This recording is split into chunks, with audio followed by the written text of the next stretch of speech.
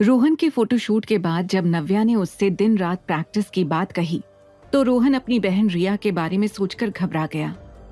आप रिया के बारे में कैसे जानती हैं? रोहन ने झट से पूछा। उस दिन रॉबर्ट को तुमसे बात करते हुए सुन लिया था। मैं तुमसे इस बारे में बात भी करना चाहती थी। रिया सिर्फ 16 साल की है मेरी बहन। पिछले साल अचानक बेहोश हो जाने के बाद हमें पता चला कि रिया को एक सीरियस हार्ट डिजीज है। डॉक्टर्स ने कहा कि अगर वक्त रहते इलाज नहीं हुआ तो रिया के पास सिर्फ 6 महीने हैं। ये कहते हुए रोहन का गला भारी हो गया था। उसकी आंखों में आंसू भरे हुए थे, लेकिन उसने किसी तरह से खुद को रोक रखा था। रोहन, ऐसा कुछ नहीं होगा। रिया ही मेरी फैमिली है। उसके अलावा मेरा इस दुनिया में और कोई नहीं है। मैं उसे कुछ भी होने नहीं दूंगा। इसलिए मुझे ऑफिस के बाद दूसरे काम करने पड़ते हैं। मुझे जल्द से जल्द 10 लाख रुपए इकट्ठे करने हैं ताकि रिया का ऑपरेशन हो सके, रोहन ने लड़खड़ाते हुए कहा। उसकी बेबसी देखकर नव्या अंदर तक हिल गई थी। उसे यकीन नहीं हो रहा था कि इतनी कम उम्र में रोहन के कंधों पर इतनी बड़ी जिम्मेदारी आ गई थी, अपनी बहन की जान बचाने की जिम्मेदारी। तुम मुझे रिया से मिलवाओगे? मैं भी उस फाइटर बच्ची को देखना चाहती हूँ, नव्या ने कहा। यह सुनकर रोहन उसे देखने लगा। आज तक ऑफिस में किसी ने भी रिया के लिए अपनी सिंपैथी जाहिर नहीं की थी। क्या हुआ? वो मुझसे मिलेगी ना? हाँ, क्यों नहीं। मैं आज ही आपको उसके पास लेकर चलता हूँ। रिया दिन भर हॉस्पिटल में अकेली रहती है। मेरे अलावा कोई और उससे मिलने जाएगा तो उसे बहुत खुशी होगी, रोहन ने कहा। शाम को जैसे ही नव्या ने रोहन के साथ हार्ट पेशेंट्स के वार्ड में कदम रखा, उसने देखा कि दूसरे नंबर के वार्ड पर एक बड़ी प्यारी सी लड़की लेटी हुई थी। दिखने में वो थोड़ी चबी सी थी और रंग बिल्कुल रोहन की तरह गोरा था। बॉब कट कटे सुनहरे काले बाल थे उसके और चेहरे पर एक बचकानी सी झलक। जैसे ही रिया ने रोहन को वार्ड के अंदर आते देखा, वो खुशी से बोल पड़ी, भाई आप आ गए। उसके चेहरे की चमक और आवाज में उत्सुकता देखकर ऐसा लग रहा था जैसे रिया हर रोज इस वक्त रोहन का इंतजार करती थी। एक 16 साल की बच्ची हॉस्पिटल में अकेले दिन काटती थी और शाम होते ही अपने भाई का इंतजार करती थी। ये सीन देखकर नव्या इमोशनल हो गई। वो सोच भी नहीं पा रही थी कि ये वक्त काटना दोनों भाई बहन के लिए कितना मुश्किल होगा। हाँ, मैं आ गया और देख मैं तेरे लिए क्या लाया हूं। इतना कहते ही रोहन ने अपने बैग से एक गिफ्ट निकाला और रिया के हाथ में रख दिया। ऐसा अक्सर होता था कि रोहन रिया के चेहरे की खुशी को दोगुना करने के लिए अलग अलग तरह के गिफ्ट्स लाया करता था। हर बार रिया भी अपने गिफ्ट को देखकर एक्साइटमेंट से भर जाया करती थी, लेकिन आज नजारा कुछ अलग था। आज उसका ध्यान गिफ्ट से ज्यादा कहीं और ही था। Wow, she is so pretty. क्या ये सुंदर सी लड़की मेरी भाभी है? रिया ने बिना सोचे समझे ये सवाल पूछ तो लिया था, लेकिन उसके सवाल ने रोहन के साथ साथ नव्या को भी एम्बैरेस कर दिया था। रोहन ने तुरंत रिया को भौहें चढ़ाते हुए गुस्से से इशारा किया और कहा, रिया कुछ भी मत कहो। मैंने तुम्हें मिलवाया नहीं है इनसे, तो ऐसी बातें कहां से सोच रही हो तुम? ये मेरी नई मैनेजर हैं, नव्या मैम। ये सुनकर रिया के चेहरे की आधी एक्साइटमेंट मानो छूमंतर हो गई थी। अपने भाई के साथ इतनी सुंदर लड़की को देखकर जरा देर में उसने ना जाने क्या क्या सोच लिया था। उसे तुरंत एहसास हो गया था कि एक्साइटमेंट में उसने कुछ ज्यादा ही कह दिया था। Oh sorry, hello ma'am. Riya ने नव्या को इस बार बड़े संकोच में मुस्कुराते हुए देखकर कहा। नव्या ने भी उसकी बातों का बुरा ना मानते हुए मुस्कुराते हुए रिया से हाथ मिलाया।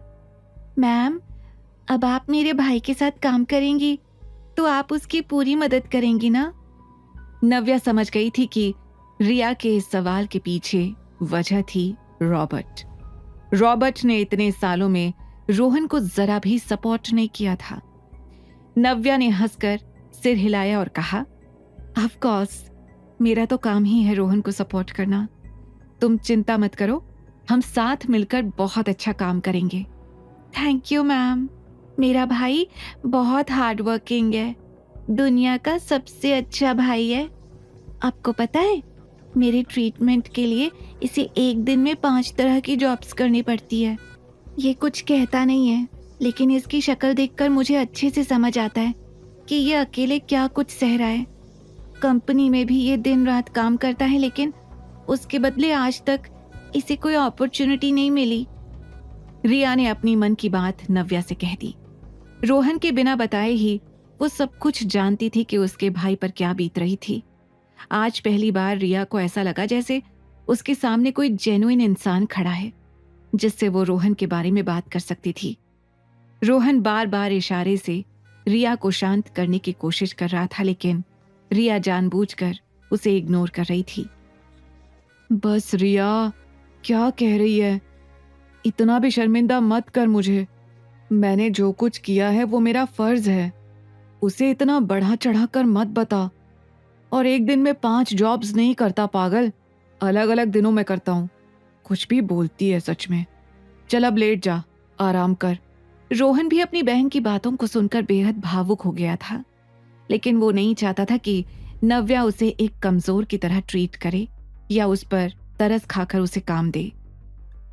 मैम, मुझे पता है कि आप एक अच्छी इंसान हैं और आपको अच्छे काम की परख जरूर होगी। प्लीज मेरे भाई को चांस देकर देखिए, ये आपको कभी भी डिसअपॉइंट नहीं करेगा। ये बहुत डेडिकेटेड है। रिया ने कहा। एक छोटी सी बच्ची को अपने भाई के लिए इतनी मिन्नतें करते देखकर नव्या का गला पूरी तरह से भर आया। बड़ी मुश्किल से उसने खुद को संभाला और रिया के सिर पर हाथ फेरते हुए कहा, तुम बिल्कुल चिंता मत करो रिया, तुम सिर्फ अपना ख्याल रखो। अपने भाई की चिंता तुम मुझ पर छोड़ दो। मैं जानती हूं कि ये बहुत अच्छा एक्टर है और मैं पूरी कोशिश करूंगी कि इसे हर वो मौका मिले जो इसे मिलना चाहिए, लेकिन उससे पहले तुम्हें बिल्कुल ठीक होना है। अपने भाई की परफॉर्मेंस देखकर सबसे तेज ताली तुम्हें ही तो बजानी है, समझी ना? नव्या ने मुस्कुराते हुए उसे देखा, जिसके बाद रिया भी आंखों में आंसू लेकर हंस पड़ी।